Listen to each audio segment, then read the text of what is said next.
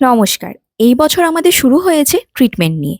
এই বছর শুরুতেই আমার হাসব্যান্ড অসুস্থ হয়েছে, আমার শাশুড়ি মা অসুস্থ, এইদিকে আমার বাবারও অসুস্থ।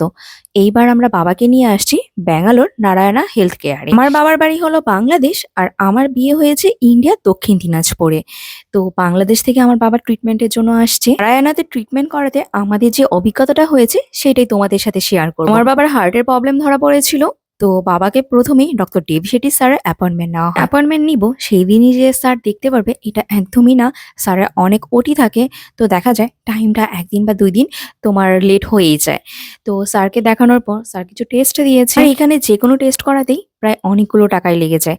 আমার বাবাকে প্রায় 30,000 এর উপর টেস্ট করাতে হয়েছে। কিন্তু হ্যাঁ, একটা কথা আমি বলতে বাধ্য যে এইখানে হার্ট সার্জারিটা বা হার্টের ট্রিটমেন্টটা খুবই ভালো হয়। কারো যদি প্রয়োজন না পড়ে তাহলে তাকে সার্জারি করতে হয় না, মেডিসিনই দিয়ে দেয়। তো যাই হোক, আমার বাবার যেহেতু হার্টে ব্লক ধরা পড়েছিল ৩টা, তো বাবাকে হার্ট সার্জারি করতে বলেছিল, বাইপাস সার্জারি।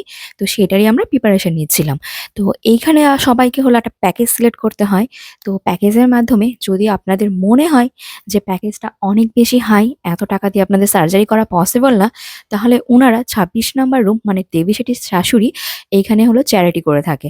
উনার কাছে গেলে উনা অনেকটাই আপনার অ্যামাউন্ট কমিয়ে দেয় এবং আপনার সাধ্যমতো অ্যামাউন্টটা দিয়ে দেয়, যেটাতে আপনারা সার্জারি করতে পারবেন। জাস্ট 3 লাখস এর নিচে এখানে সার্জারি খুব কমই হয়। যদি হয়ে থাকে তাহলে সেটা তার ভাগ্য। প্রত্যেকটা পেশেন্টকেই সার্জারি আগে বা পরে একটা ১০ দিন হলো হসপিটালে থাকতে হয়।